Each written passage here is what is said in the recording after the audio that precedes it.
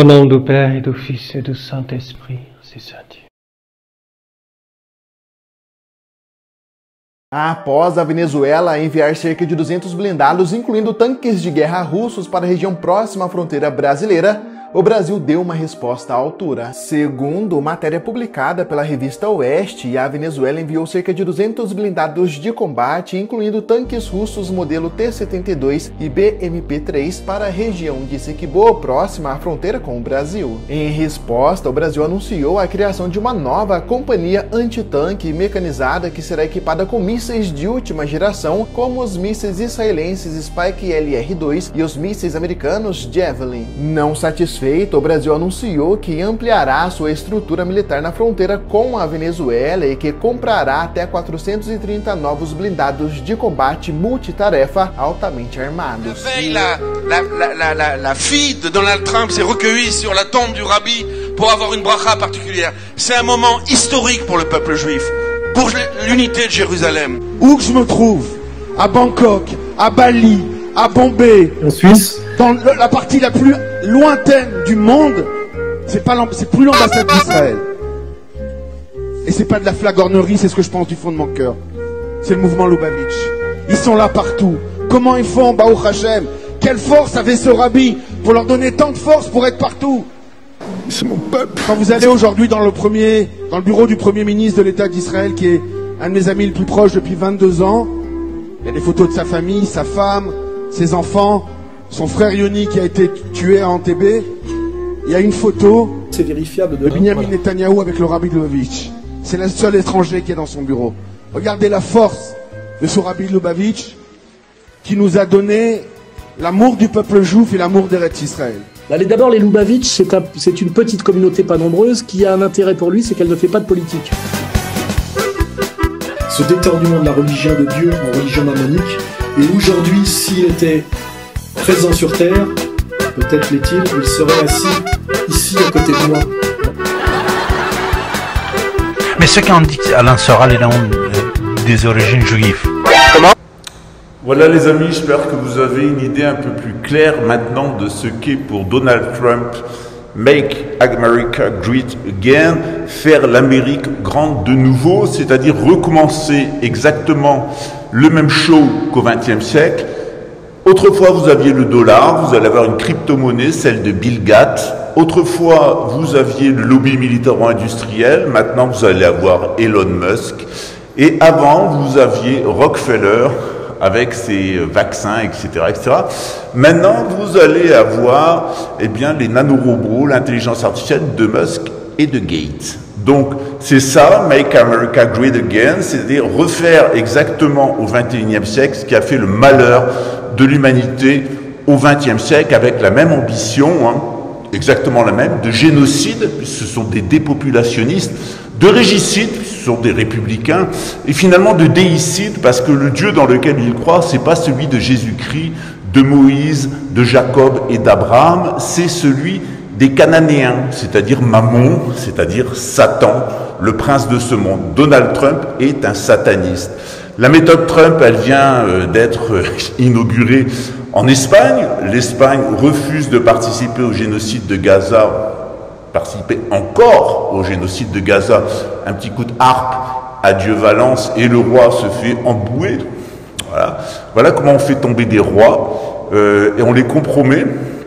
Et puis quand ils ont une réaction morale face à leur opinion publique, on leur met un petit coup de harpe. C'est-à-dire qu'ils se sont rendus impopulaires une première fois en n'aidant pas Gaza, une deuxième fois quand ils deviennent moraux sous la pression de la population et qu'ils donnent plus d'armes, on leur donne une leçon, ça leur apprendra à obéir du début jusqu'à la fin et surtout d'accepter d'être remplacés par la grande République universelle de l'Europe, celle et de la Russie, celle que voudrait nous imposer Emmanuel Macron, la famille Rothschild et les Poutine et autres Lubavitch.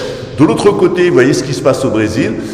Les ventes aux enchères continuent puisque maintenant, on a l'honneur et l'avantage de savoir que le Brésil a acheté 1 millier de matériel, dont 420 blindés, dont la plupart sont fabriqués non seulement aux États-Unis, mais en Israël, puisque le Brésil, pour la première fois de son histoire, achète des armes israéliennes.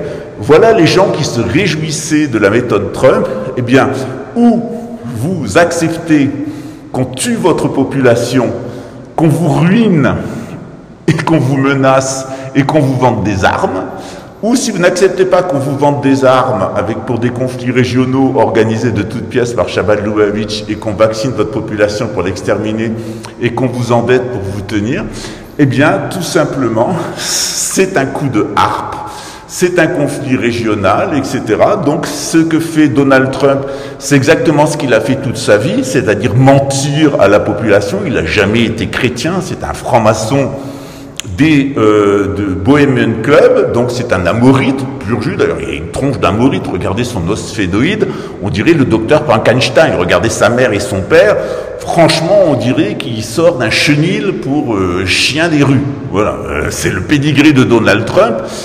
Méfiez-vous aussi des symboles qu'il utilise et des messages qu'il vous envoie. Il n'avait pas hésité à dire qu'il avait le sang et le bon, c'est-à-dire celui des amorites, et boire un verre de lait, notamment avec Jair Bolsonaro. Et ça, c'est une référence à la race pure des nazis, celle qui est capable de digérer le lait de vache, c'est-à-dire les Ariens.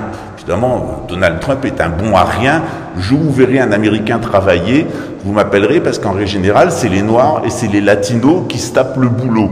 Eux, ils sont bons dans la finance, dans l'usure, dans fabriquer des armes pour nous les envoyer sur la gueule, et surtout pour nous empoisonner avec des soi-disant médicaments de la fondation Rockefeller. C'est pas nouveau.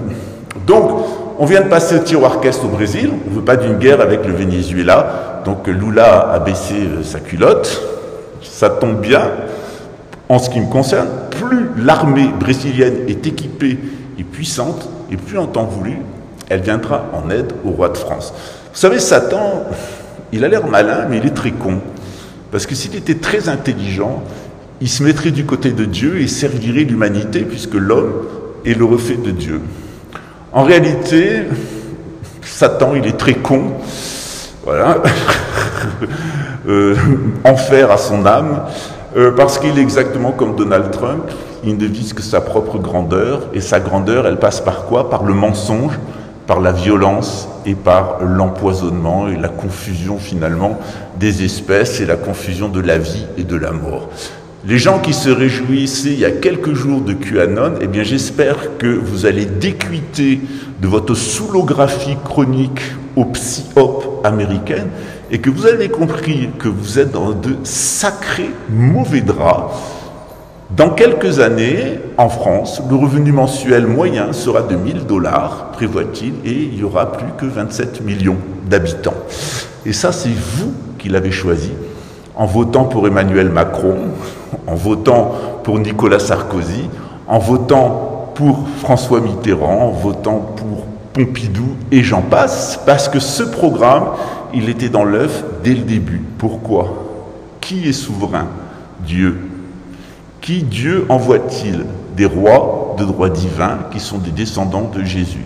Et par ce biais-là, nous sommes des êtres souverains. Parce que nous avons accepté la souveraineté divine, celle du clergé, et la souveraineté de la noblesse. À partir du moment où nous proclamons souverains sans Dieu, sans le clergé et sans la noblesse, eh bien, on est certes des êtres souverains, mais c'est l'anarchie.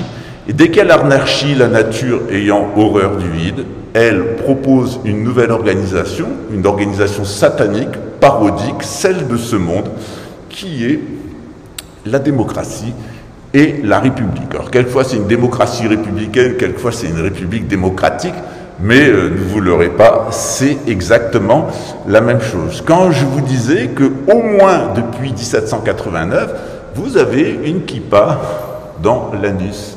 En tout cas, pour sortir de ça, il n'y a qu'une seule solution, hein.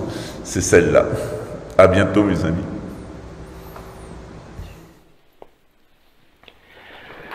Mes bien chers frères et mes sœurs, nous sommes heureux d'être ici ce dimanche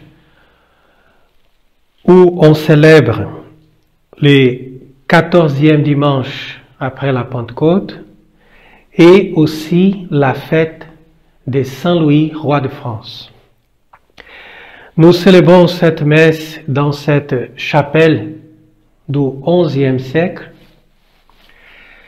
Donc on sait que avant Saint-Louis, on célébrait la messe dans cet même endroit. Donc, ça nous donne la possibilité de faire cette liaison entre nos ancêtres, entre ceux qui ont prié avant nous et qui ont bâti les fondements de la civilisation chrétienne que nous défendons aujourd'hui avec ardeur. Donc vous regardez dans cet évangile, Jésus vient de nous dire, on ne peut pas servir deux seigneurs. On ne peut pas avoir deux maîtres. Il faut choisir. Soit on va servir le monde, soit on va servir la parole de Dieu. Soit on va être dans la milice céleste, soit on est dans la milice terrestre. Vous savez bien que Saint Louis était mort hors de la France, hors de sa patrie. Il luttait pour l'Église catholique. Il luttait pour la foi. Donc c'est un roi qui a choisi son maître, qui a bien choisi son Seigneur. Et c'est pour ça qu'il a vaincu. Donc avant de dire Saint Louis était roi de France, on doit dire Saint Louis était un vainqueur. Et qui est le vainqueur, dit Saint Jean? Le vainqueur, c'est celui qui est capable de vaincre le monde. Donc, c'est ça que nous devons faire. Qu'est-ce que c'est vaincre le monde? C'est de supérer, de faire plus et de faire ce qui nous est demandé depuis notre baptême. Donc de lutter contre la chair, contre les séductions de ce monde et aussi contre le diable. Donc on peut résumer dans trois choses pour voir qu'on a trois ennemis. Et on doit faire cette guerre, mener cette croisade et faire cette lutte jusqu'au bout. Donc, dans la mesure qu'on regarde cet évangile et aussi la lecture de Saint Paul aux Galates, on voit qu'il y a toujours une opposition, d'abord en nous-mêmes. L'opposition commence en nous-mêmes. Donc avant de dire, écoutez, on va trouver nos ennemis, on va faire la guerre, on va faire la croisade, non. D'abord, c'est à nous-mêmes de commencer. Donc la lutte entre la chair et l'esprit, les œuvres de la chair et les œuvres de l'esprit. Donc Saint Paul nous invite à faire un combat contre les œuvres de la chair, qui commence dans notre orgueil, et après, on va mener les combats contre le monde. Donc, premièrement, il faut abandonner les œuvres de la chair. Faire un combat contre notre confort, contre notre égoïsme, contre notre impureté, contre notre façon humaine de regarder les choses et notre prudence humaine. Après, deuxième combat contre le monde. De quoi s'agit le combat contre le monde? Donc Jésus a bien expliqué dans l'Évangile. On ne peut pas servir Dieu et Mammon. Mammon, c'est qui? Mammon, c'est le démon qui mène le monde. Et comment il contrôle le monde? Par l'argent. Donc si la personne est attachée à l'argent et elle pense que c'est l'argent qui va lui donner condition de régner sur terre, cette personne-là est complètement hors du chemin de Dieu. Donc il faut abandonner cette envie d'argent, cette idolâtrie, pour qu'on puisse se détacher du monde. Parce que c'est l'argent qui pilote le monde. Et dans la mesure qu'on sort de la milice du monde pour mener la milice de Dieu, bien sûr qu'on va avoir certaines quantités d'argent que la Providence nous donne par notre travail, par notre effort, pour mener notre vie. Mais une vie sobre, une vie simple, une vie tout à fait tournée vers le ciel. C'est comme ça Saint Louis. Saint Louis était un roi, mais Saint Louis n'a pas connu l'argent. Saint Louis n'a pas donné la vie pour l'argent. Saint Louis n'a pas fait de guerre pour l'argent. Malheureusement, on a eu des rois qui ont fait ça. Ils n'ont pas suivi l'exemple de Saint Louis, mais ils ont suivi l'exemple des mauvais rois païens qui n'étaient pas baptisés et qui luttaient, qui faisaient la guerre pour avoir du pouvoir, pour avoir de l'argent. Mais après le baptême de Clovis, on a appris à faire la guerre pour la foi et pas pour le pouvoir ni pour l'argent. Donc, c'est honteux de considérer tout ça, mais on voit les résultats dans l'histoire de la France. Parce que la révolution, c'est tout à fait une conséquence de cette ambition folle des rois. Malheureusement, on est tombé à cause de ça. Donc, si on ne veut pas tomber aujourd'hui, mais si on veut vraiment restaurer la France, restaurer l'Église catholique, et restaurer nos familles, il faut commencer par là.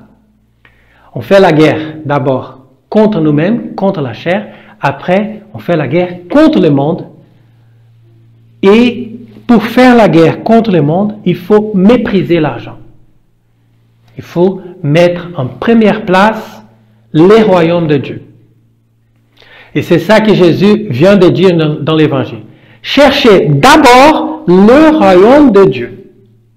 Et toutes les autres choses vont venir. Parce que la France était riche. La France était prospère. La France était un pays catholique. Une nation, un royaume. Dans l'époque, un roi cherchait les royaumes de Dieu. Donc, dans la mesure que Saint Louis cherchait le royaume de Dieu, Dieu lui donnait le royaume de la France. Vous voyez comment c'est tout à fait lié? Et la même chose dans notre vie. Chacun de nous a son royaume. Et Dieu vous donne votre royaume dans la mesure que vous cherchez le royaume de Dieu. Donc ça, c'est très important de remarquer. Troisièmement, on fait la guerre contre le diable. Mais où est le diable? Qui est le diable? Est-ce que le diable, c'est mon voisin? Est-ce que le diable, c'est celui qui pratique notre religion, c'est les juifs, c'est les musulmans? Non. Le diable, c'est beaucoup plus haut, beaucoup plus intelligent que tous nos ennemis. Et quand on pense qu'on lutte contre le diable, peut-être qu'on lutte contre Dieu. Donc il faut faire aussi la lutte contre le diable quand on est dans l'obéissance à l'Église. Et ça, c'est très important parce que c'est pas moi, c'est Saint Jean de la Croix qui enseigne. Parce que le diable, il peut se déguiser d'un ange de lumière, il peut se déguiser d'un roi, il peut se déguiser de la Vierge Marie, n'importe qui. Donc, pour faire la lutte contre le diable, on doit d'abord avoir cette sens, cette compréhension spirituelle que l'ennemi est toujours caché. Et on ne va pas écraser la tête du serpent avant de trouver le serpent. Et on se pose la question, qui est le serpent? Le serpent, c'est celui qui nous enseigne à désobéir à Dieu. Donc c'est ça qu'il a fait à côté d'Ève. Il a dit, écoutez, Dieu vous a demandé de faire ça, mais on ne va pas faire comme ça. On va faire autrement. On va faire une autre chose parce que c'est beaucoup mieux pour vous-même. Et même Dieu, il va trouver que c'est mieux ce que vous allez faire. Donc il ne faut pas aller dans l'obéissance. Il faut aller dans le chemin que vous trouvez que c'est le meilleur par vos raisonnements humains. Vous voyez? Donc ça, c'est le serpent.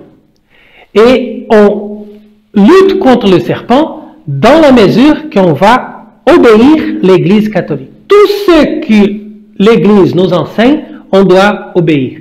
C'est ça le chemin pour retrouver l'Église catholique et c'est ça le chemin pour retrouver le royaume de la France.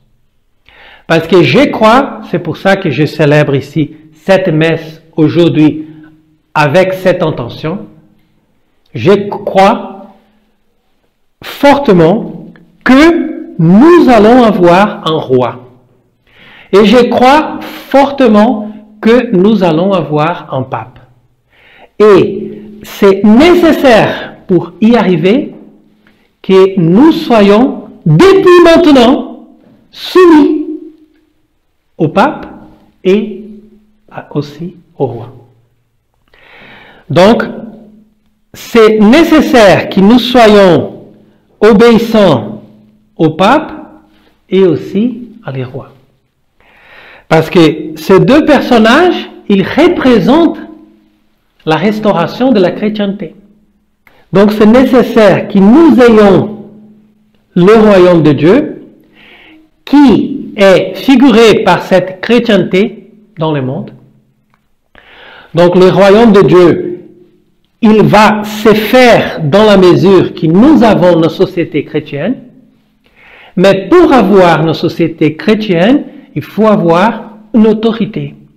Et pour avoir cette autorité, il faut d'abord commencer par cette lutte.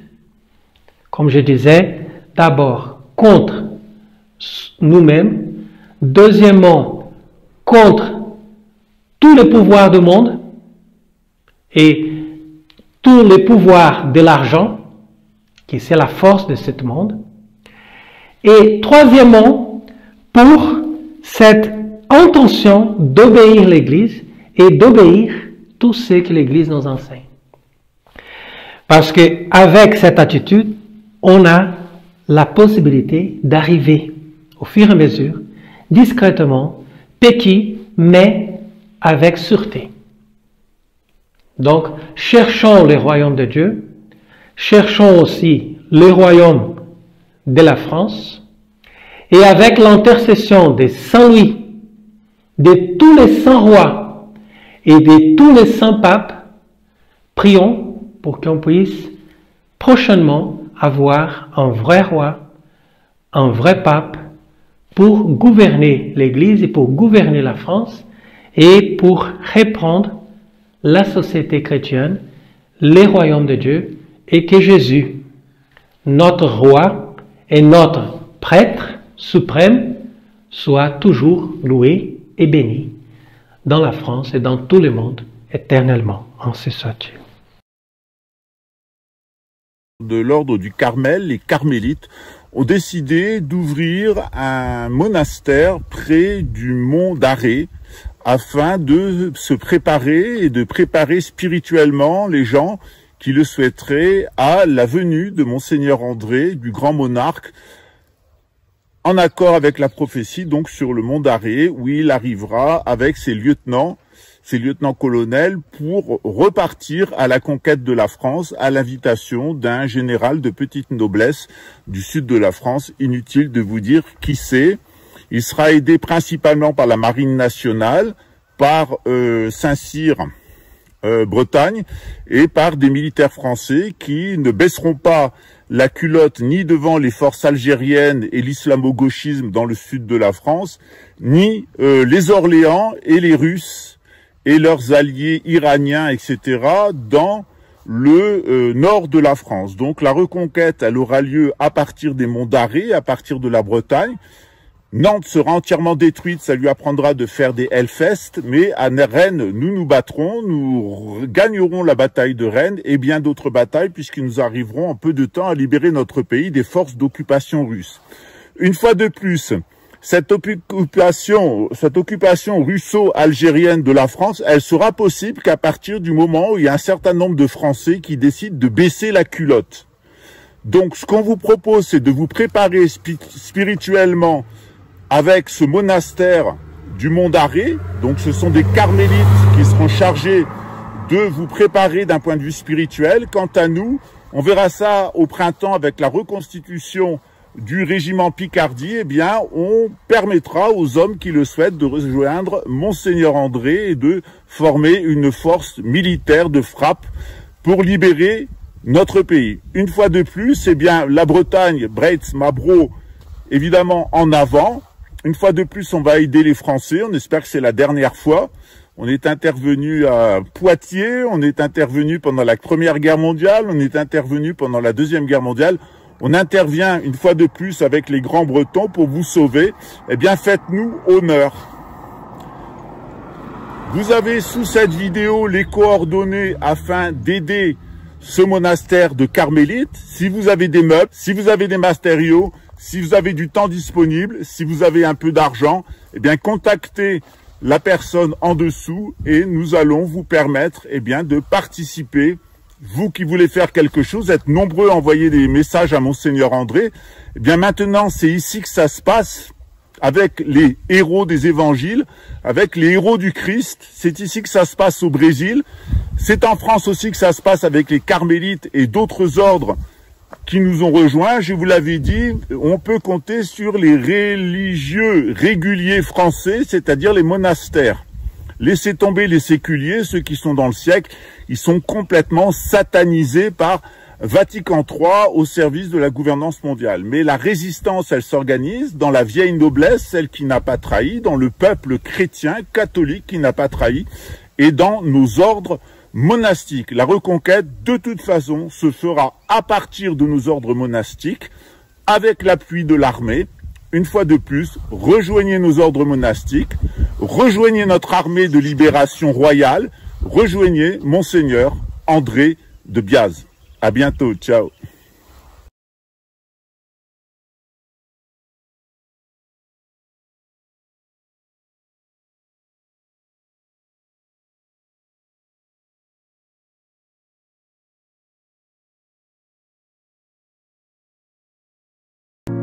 De Paris à Marseille, je te découvre. Mon cœur bat pour toi, ma douce France. Dans chaque ville, dans chaque rue, je ressens ton âme, ta vertu. De Paris à Marseille, je te découvre. Mon cœur bat pour toi, ma douce France. Et chaque jour, je te chéris. Dans tes couleurs, je trouve ma vie. Ton histoire, ta beauté, je l'écris. Mon amour, ma France adorée. Dans tes bras je veux rester. Mon amour, tu es ma fierté. Ma France, je t'aimerai pour l'éternité. Pour l'éternité. Pour l'éternité. Pour l'éternité. Des champs de lavande au coup de bretonne, je suis envoûté, ton charme zone. Chaque coin, chaque recoin raconte une histoire, un doux refrain. Chaque jour je te chéris, dans tes couleurs je trouve ma vie.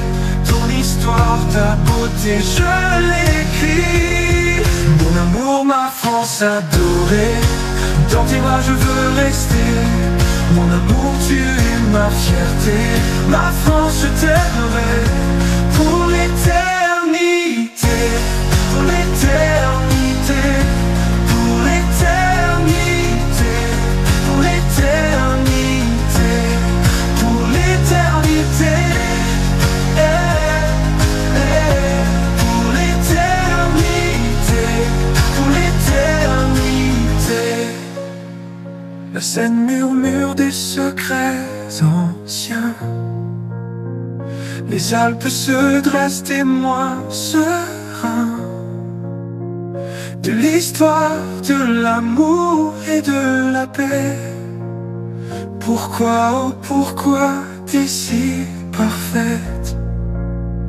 Je vis ma vie dans ton éclat, sans toi ici rien ne va.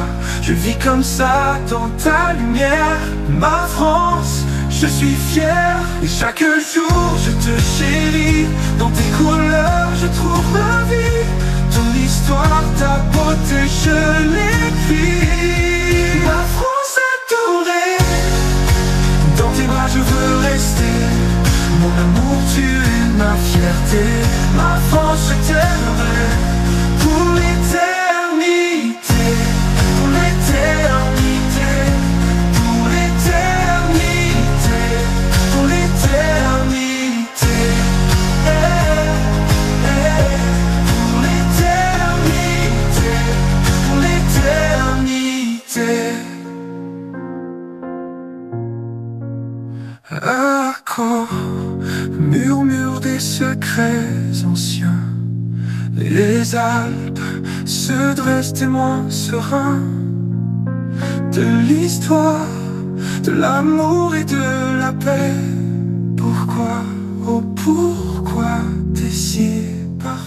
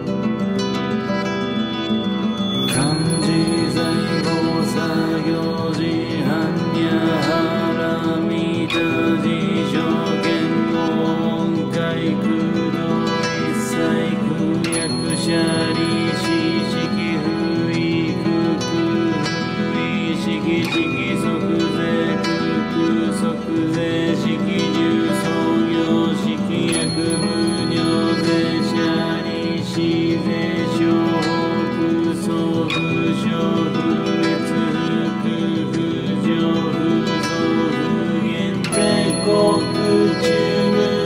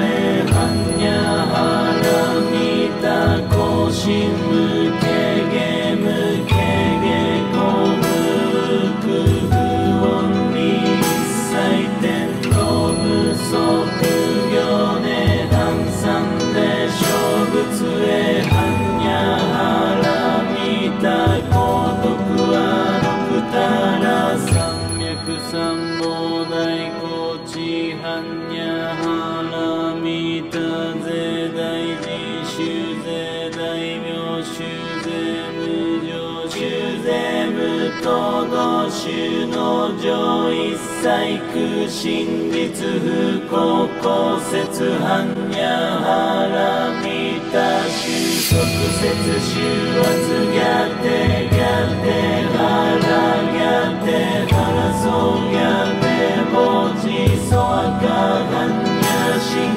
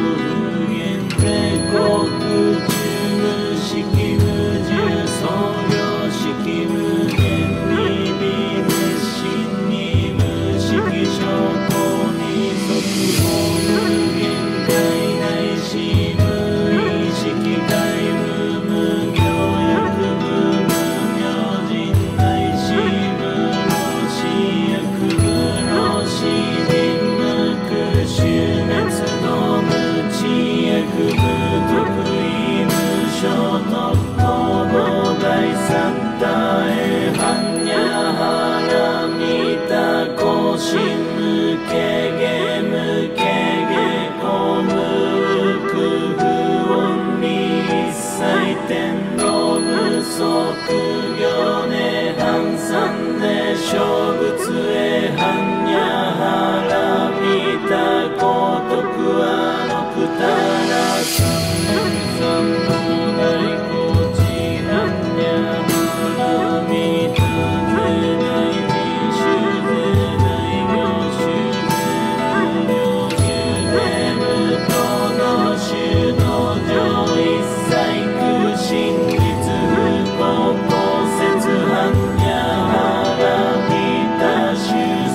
説収圧がて